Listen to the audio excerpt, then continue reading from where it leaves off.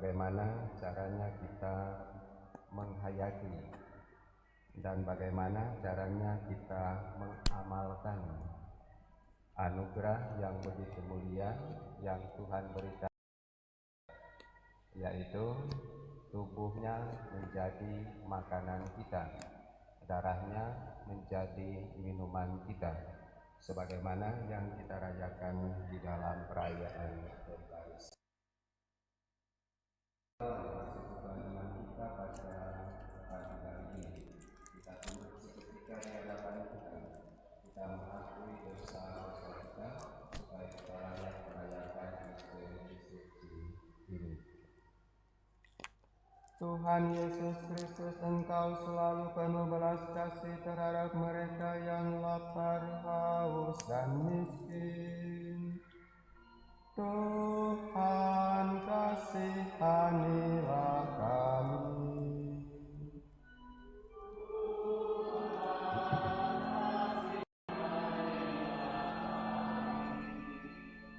Engkau telah memberi makan kepada orang banyak untuk menarik dan mengangkat mereka kepada hal-hal yang lebih luhur.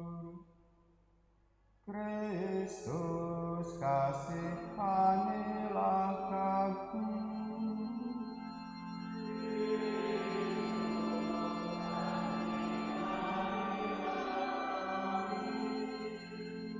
Engkau telah memberikan sabdamu, bahkan tubuh dan darahmu sebagai rezeki rohani.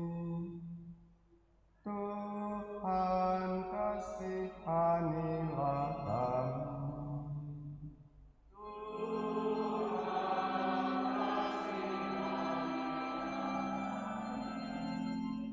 Allah yang Maha Kuasa mengasihani kita, mengampuni dosa kita, dan mengantar kita ke hidup yang kekal.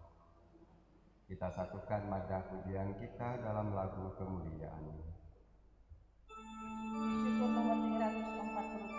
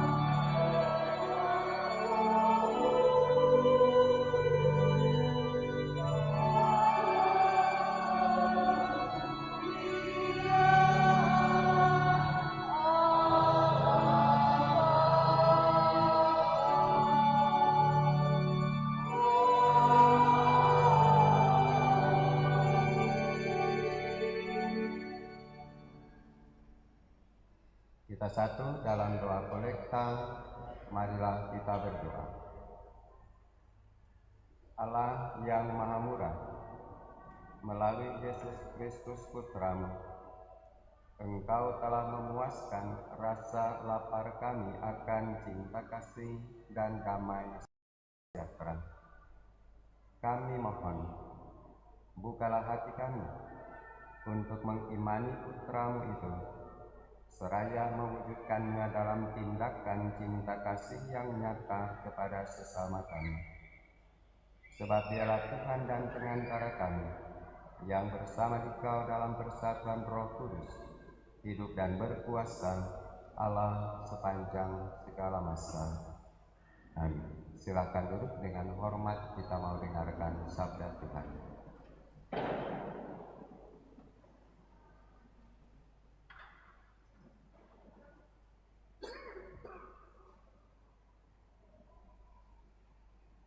Bacaan dari Kitab Keluaran.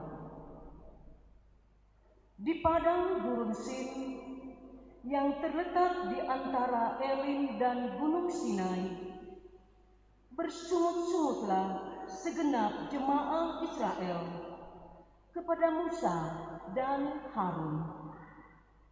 Mereka berkata,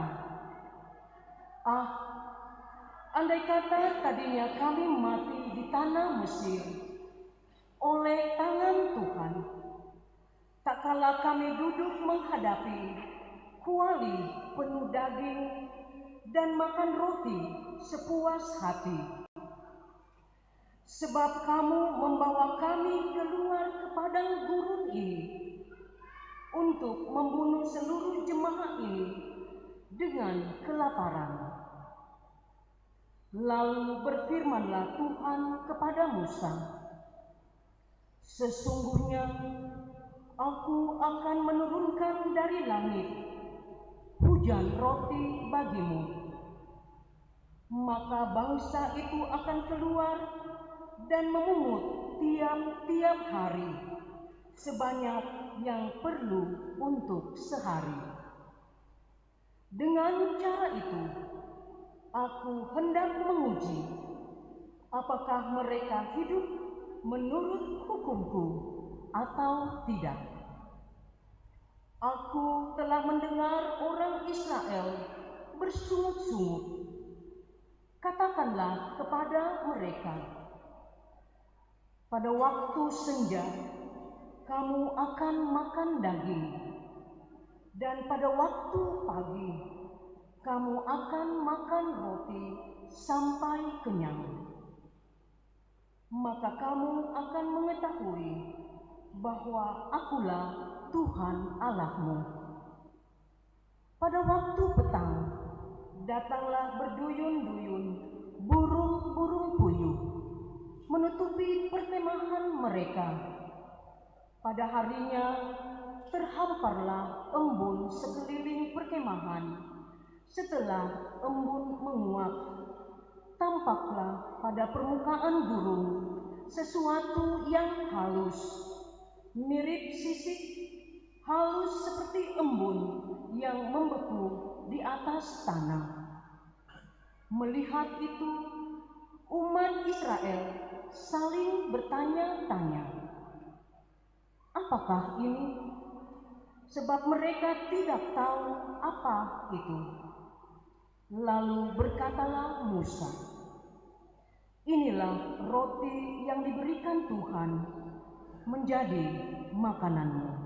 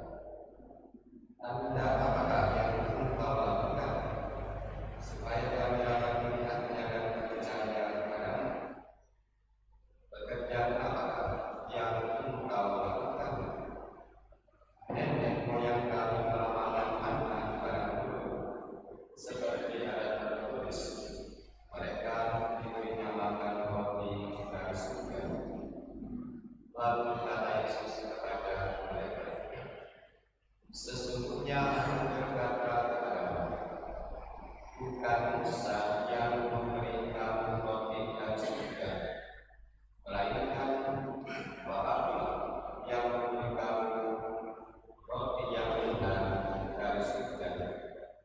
Karena roti yang dari Allah ialah roti yang turun dari surga dan yang memberi hidup kepada dunia.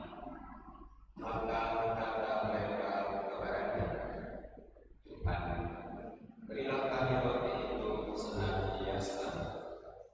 Kata Yesus kepada mereka, Akulah roti kehidupan. Siapa saja yang datang kepadaku, ia tidak akan pernah lapar lagi, dan siapa saja yang percaya kepadaku, ia tidak akan pernah haus lagi. Demikianlah sabda Tuhan.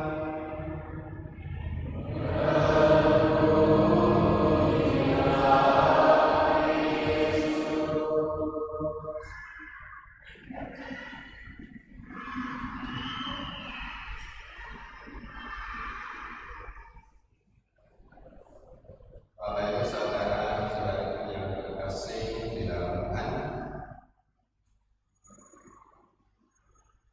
kita berjumpa lagi di dalam perayaan Ekaristi, memasuki hari Minggu yang ke-18 di dalam masa biasa. Bacaan-bacaan yang dipilih oleh gereja untuk menjadi bacaan kita dan renungan kita berisi suatu cerita, suatu ajakan, suatu pengajaran untuk mendalami lagi iman kita tentang Tuhan yang selalu hadir. Dan secara khusus di dalam perayaan Ekaristi ini, iman kita akan Tuhan yang selalu hadir di dalam bentuknya yang menjadi makanan kita dan di dalam darahnya yang menjadi minuman kita. Kepada kita sebagai orang Katolik sudah diwariskan pengakuan iman ini, yaitu Ekaristi sebagai puncak dan pusat kehidupan Kristiani kita. Tubuh dan darah Tuhan itulah pusat kehidupan kita. Tubuh dan darah Tuhan itulah puncak kehidupan Kristiani kita. Hal itu karena secara lain ditegaskan Yesus lewat bacaan Injil hari ini. Bagian terakhir di dalam perikop hari ini dikatakan, Akulah roti kehidupan. Siapa saja yang datang kepadaku, ia tidak akan pernah lapar lagi, dan siapa saja yang percaya kepadaku, ia tidak akan pernah haus lagi. Penghayatan akan Ekaristi sebagai pusat dan puncak kehidupan Kristiani kita dilanjutkan dalam berupa praktik yang lain. Ada praktik devosi Ekaristi yang di paroki-paroki biasa dilakukan pada hari Jumat pertama di bulan Sabri. Ada kebutuhan yang terus-menerus berkembang di dalam penghayatan kehidupan orang Katolik. Ada hambatan untuk datang bersekutu di dalam gereja, hambatan karena usia, hambatan karena sakit. Hambatan itu coba ditanggapi dengan oleh gereja dengan membuka ruang pelayanan yang lebih luas, yaitu seperti yang dipraktikkan dalam rangka hari Jumat pertama yang di paroki ini dilaksanakan pada hari Sabtu sesudah Jumat pertama, yaitu layanan komuni kepada orang tua, kepada orang sakit di rumah mereka. Ini untuk menjawab kebutuhan dan sekaligus juga untuk melayani penghayatan akan Ekaristi sebagai pusat dan puncak kehidupan kita. Dalam rangka ini, kita mau mendalami pengertian kita tentang Ekaristi, penghayatan kita tentang Ekaristi, pengamalan kita tentang Ekaristi, sambil kita mengacu pada bacaan-bacaan yang dipilih gereja untuk menjadi perenungan kita hari ini. Kita mulai dengan penegasan Rasul Paulus di dalam suratnya kepada jemaat di Efesus. Paulus bicara tentang dua manusia, manusia lama dan manusia baru, yang ditekankan sebagai perwakilan di dalam pembedaan antara manusia lama dan manusia baru ini. Tentu saja adalah perbedaan. Manusia lama harus kembali menjadi manusia baru. Maka dalam surat Rasul Paulus kepada jemaat Efesus yang dibacakan hari ini diberi judul "Kenakanlah manusia baru yang telah diciptakan menurut kehendak Allah." Bagaimana Paulus memahami tentang manusia lama? Manusia lama dikatakan Paulus dengan cara ini. Saudara-saudara, di dalam Tuhan, aku menegaskan hal ini kepadamu. Jangan lagi hidup dengan pikiran yang sia-sia, seperti orang-orang yang tidak mengenal Allah. Manusia lama itulah orang yang tidak mengenal Allah. Manusia lama itulah orang yang tidak mengenal Yesus. Manusia lama itulah orang yang tidak percaya pada Yesus. Manusia lama itulah orang yang tidak mau mengikuti Yesus. Itulah manusia lama. Dan syukur, hari ini kita berjumpa di tempat ini dan dengan sukacita karena kita berjumpa dengan manusia baru. Manusia baru yang kenal Tuhan, manusia baru yang beriman pada Tuhan, manusia baru yang mengikuti Tuhan. Syukur kita berjumpa dengan penuh sukacita di dalam kompleks ini. Penegasan Rasul Paulus tentang manusia lama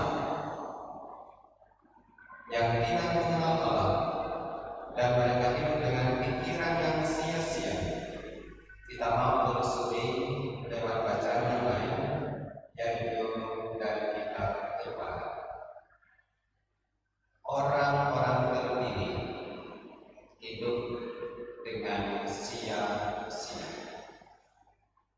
Kenapa mereka hidup dengan sia-sia? Dalam bacaan yang dikatakan tadi kiranya menjadi jelas bahwa mereka hidup menderita di Mesir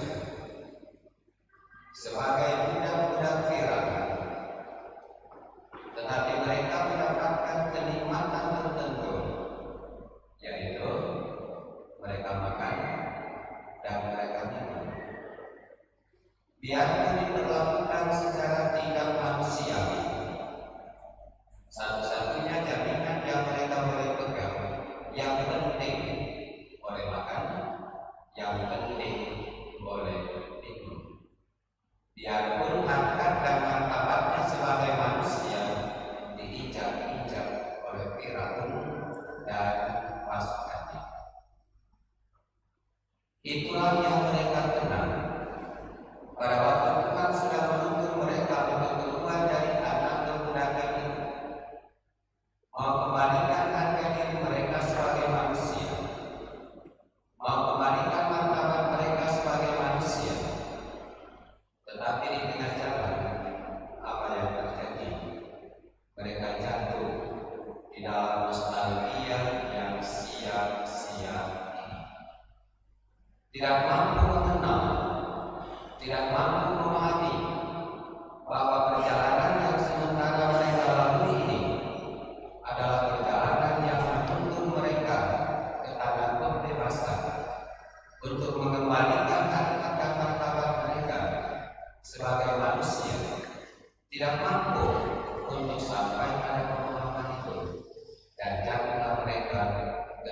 nostalgia yang sia-sia.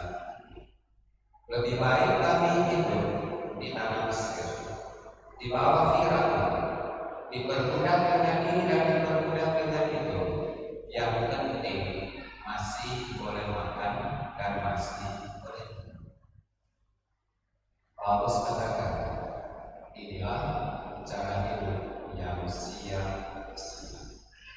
Karena hanya memikirkan perut ini kenyang untuk hari ini dan tidak memikirkan harta dan martabatnya sebagai manusia. Mereka belum bisa bergerak dan beralih dari manusia lama menjadi manusia baru.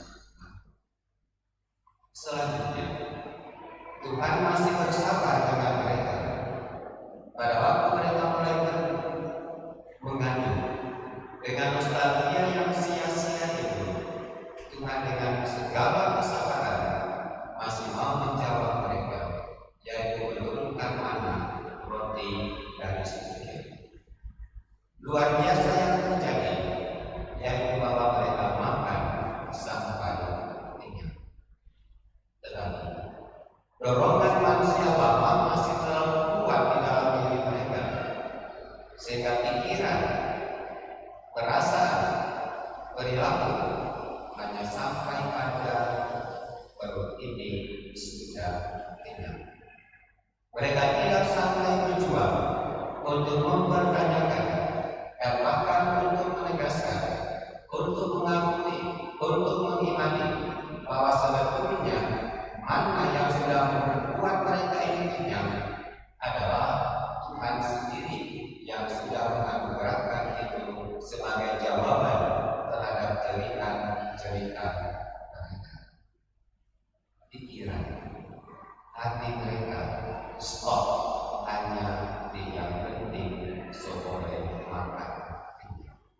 Tidak sanggup mengakui bahwa Tuhanlah yang sudah mengatasi masalah yang sementara mereka hadapi dengan memberi mereka mana dari surga. Maka dari itu dalam bacaan Injil Yesus katakan, ingat, yang memberi mana itu bukan Musa, tapi yang memberi mana itu adalah Allah dari surga. Untuk menumbuhkan iman, untuk menumbuhkan penghayatan bahwa sebetulnya Tuhanlah yang sementara bekerja di dalam pergumulan kehidupan mereka. Manusia lama masih terlalu kuat di dalam kehidupan bangsa terpilih ini dan belum bisa beralih untuk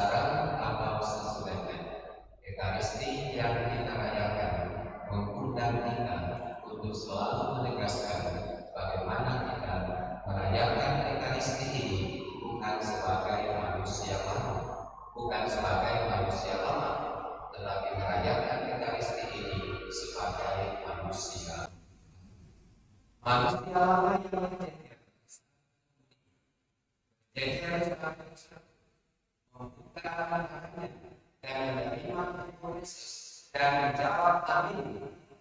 Dan kemudian tidak mengerti apa yang diterima, tidak mengerti apa yang dikatakan, dan menyamakan itu hanya seperti sepotong roti, dan menyamakan itu hanya seperti seledar nasi, dan menyamakan itu hanya sepotong daging.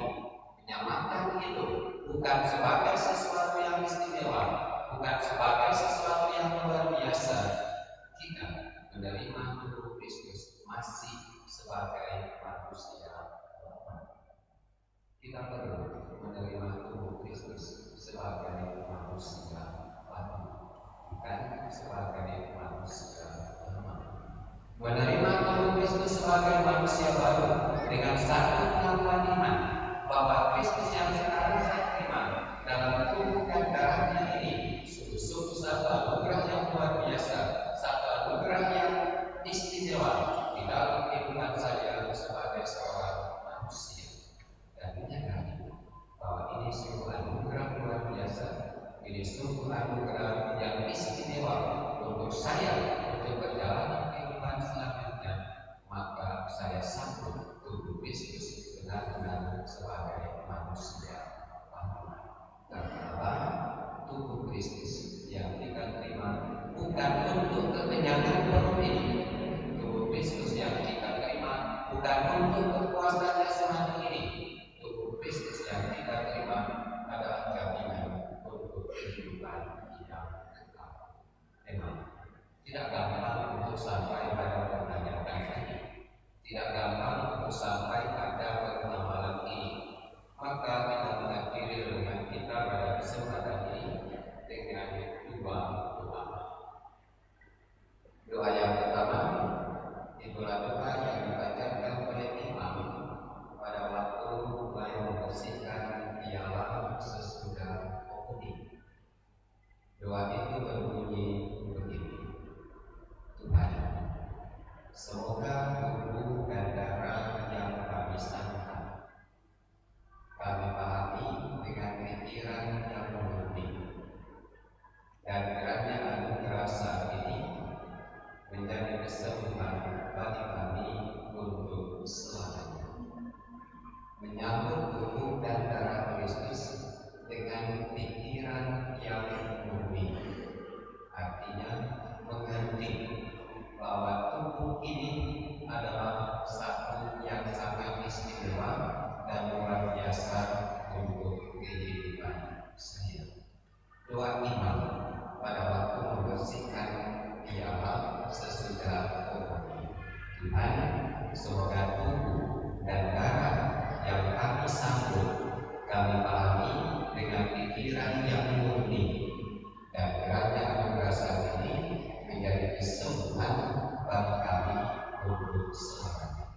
Itulah doa yang dipanjatkan di dalam hati oleh imam.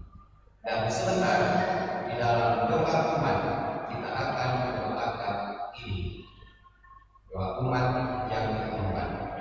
Semoga Allah Bapa Maha Kasih senantiasa mencurahkan rohnya agar kita semakin mengimani roti kehidupan sejati serta menghayatinya dalam kehidupan sehari-hari.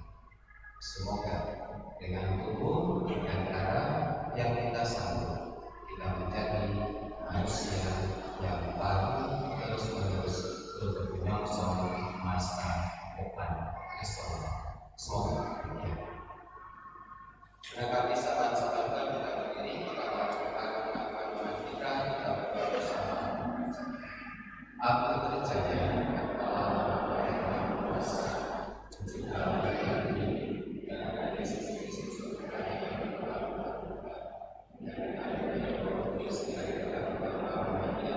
yang memberikan sesaat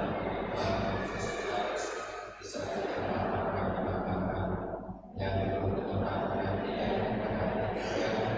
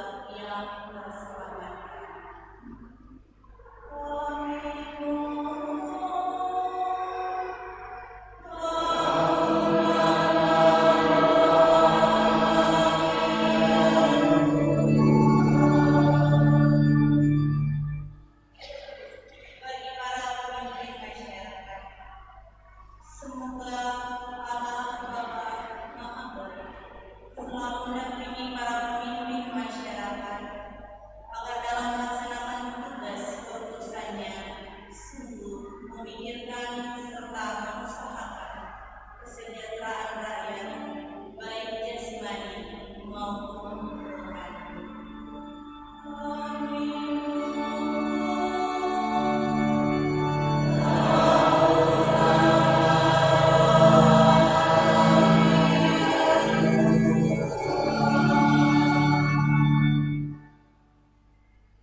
Bagi para aktivis sosial dan kemanusiaan, semoga Allah Maha Setia senantiasa mencurahkan rahmat berlimpah bagi para aktivis sosial dan kemanusiaan agar teguh memperjuangkan keadilan dan kesejahteraan bagi mereka yang miskin dan tertindas di tengah masyarakat.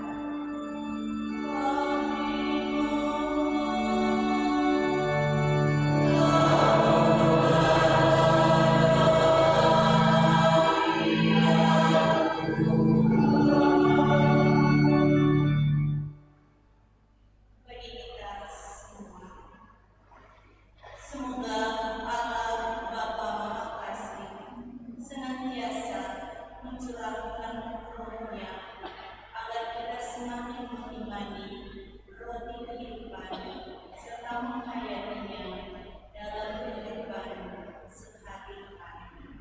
Amin.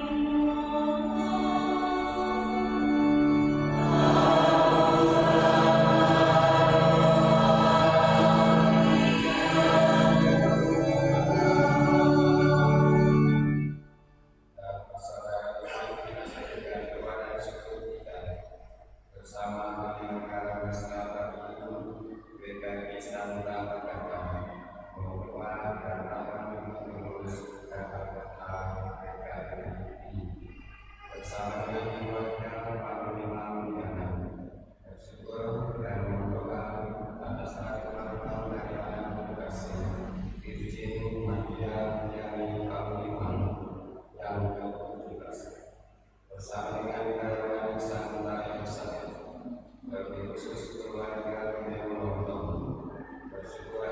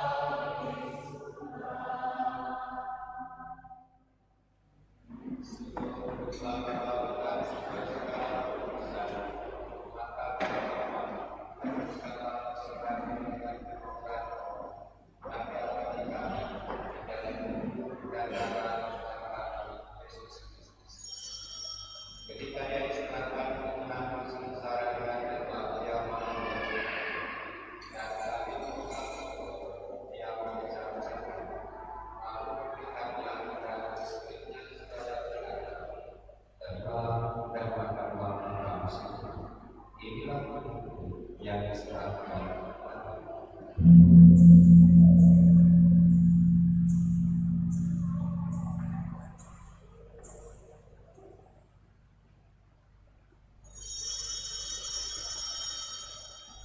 demikian pula sesudah perjalanan yang kami dalam sekali lagi dalam ucap syukur berikannya kepada murid-muridnya sekali berkata dan inilah bangsa inilah dia dan yang banyak yang dimakan lagi dan bagi semua orang yang ampunan dosa lakukan ini sebagai kenangan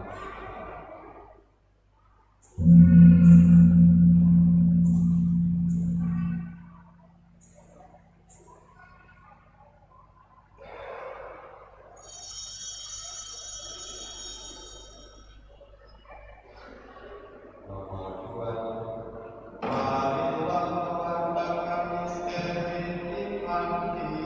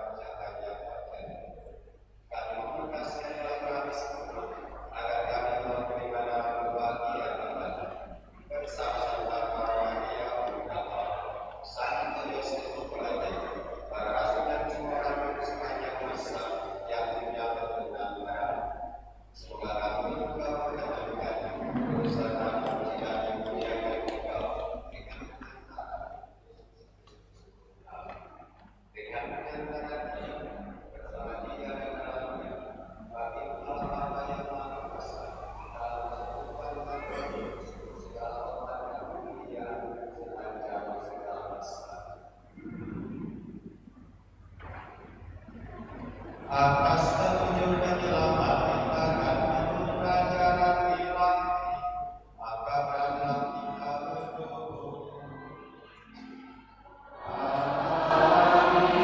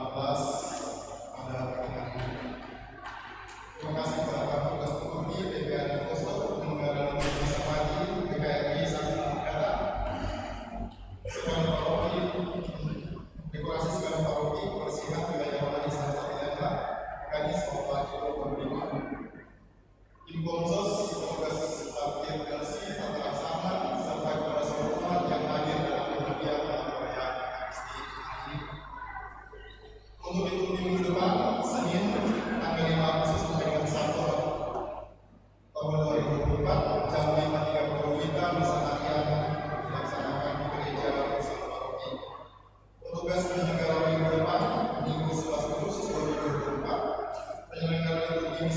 Narsi Paroki Bunda Teresa dari Kaltara, penyelenggara liturgi misa sore WKRI Santa Emilia, dekorasi KTM Sialan Bunda Teresa dari Kaltara, kebersihan Pria Rohani Santa Helena, organis pagi Bapak Kevin Bantalani dan sorenya di Sofia Bagaimana.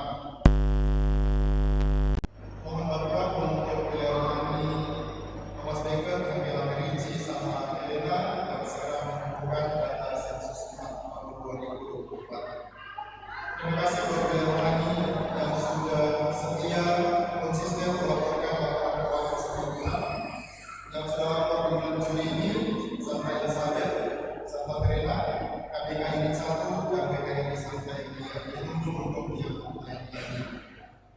Masih ditunggu untuk beberapa kelompok kategori yang belum mengumpulkan laporan keuangan sampai dengan bulan Juni, yaitu KPK Paroki, KPK Stasi, Stasi, PKRI Santa Benedikta, KPK Paroki, Stasi, KIK Santa dari atas, PPK Paroki, Sekami, Paroki, dan Stasi Buka.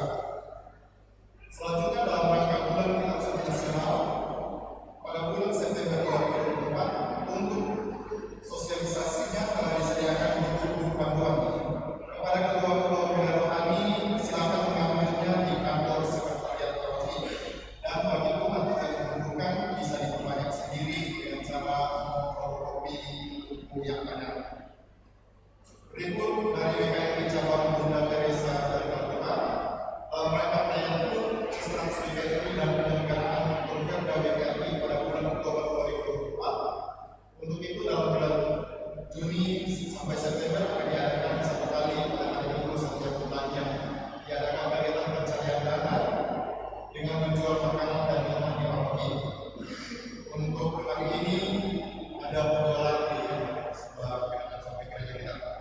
Sehubungan dengan akan dilaksanakan pertemuan komuni pertama di paroki Bunda Teresa yang Benedikta untuk anak-anak kelas 5 SD ke atas pada hari Minggu tanggal 8 September 2024 di gereja pusat paroki Pria Ketiga. Bulan ini disampaikan hal sebagai berikut.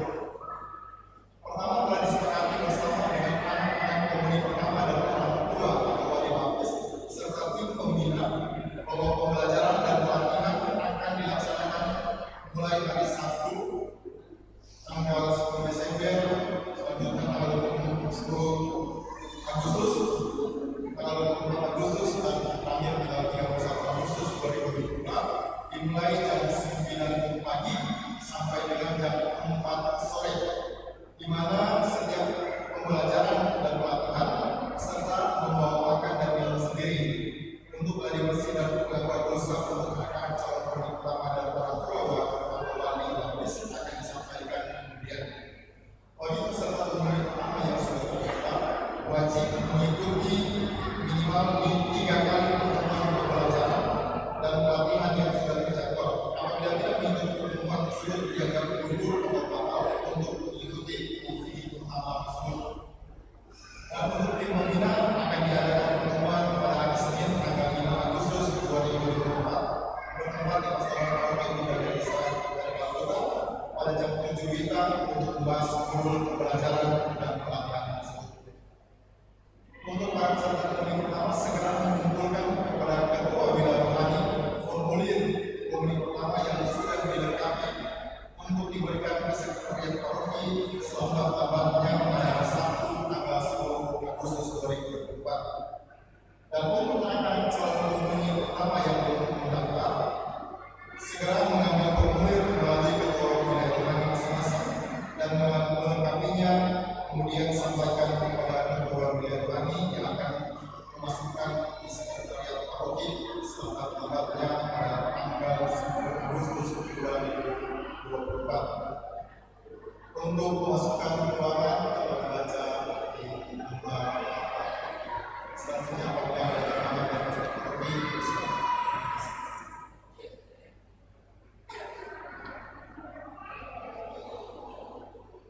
tambahan atau penegasan. Beberapa waktu yang lalu kita sudah mengadakan 2 rapat yang boleh dikatakan kategori besar. Rapat yang pertama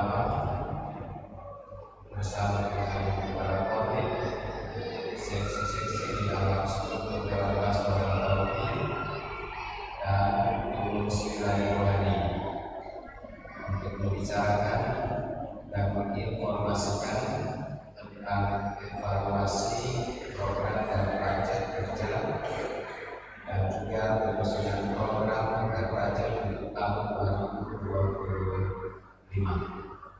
Dan begitu juga hari Jumat yang lalu lewat sudah terjadi rapat bersama dengan Korbit 2 dan para pengurus kelompok kategori yang untuk membicarakan hal yang sama, yaitu membuat evaluasi program dan budget yang sudah lewat dan menyusun program dan budget untuk tahun 2025. Hari ini kita sedang berada pada minggu pertama di dalam bulan Agustus, dan sesuai dengan pengaturan di dalam dinamika pastoral paroki kita sudah dikatakan bahwa bulan Agustus semua kelompok basis teritorial dan kategorial sudah menyelesaikan evaluasi dan penyusunan program untuk tahun 2025 untuk dimasukkan ke tim paroki, sehingga tim paroki sepanjang bulan September akan mereka semuanya itu dijadikan satu dan menjadi program paroki Bunda Teresa dari dalam kita GTI. Dengan kelanjutannya pada bulan Oktober semua paroki sudah memasukkan hal yang sama kepada tim Devikan yang akan mereka semuanya segera menghasilkan satu program Devikan. Dan sesudah semua pastor fikir dan tim yang bergerak sepanjang bulan Oktober, maka bulan November semuanya dimasukkan ke tim konsultan untuk digodok dan kemudian direkap menjadi satu program untuk konsultan Manado yang nanti akan diberlakukan di akhir bulan November. Jadi mohon perhatian untuk semua pengurus kelompok kategorial dan pengurus wilayah wadi untuk segera berproses bersama dengan semua pengurus dan semua anggota supaya bulan Agustus ini semua di tingkat basis wilayah wadi, stasi dan program kategorial sudah bisa diselesaikan supaya kita berproses di bulan September bersama dengan tim paroki untuk mereka semuanya itu. Anak-anak sekali, dengan istimewa berapa tadi dilakukan? Nomor 1, bukan nomor 2, nomor 1. Bapak Ibu saudara sekali, itu pesan doa dan bacaan kita untuk hari ini dan itu pesan anak-anak kita untuk kita semua. Ekaristi adalah nomor 1 karena Ekaristi adalah puncak dan pusat kehidupan Kristiani kita. Kita berjuang untuk itu supaya dampak dari peran Ekaristi ini benar-benar nyata di dalam kehidupan kita. Untuk itu, mari kita berdoa. Tuhan bersama.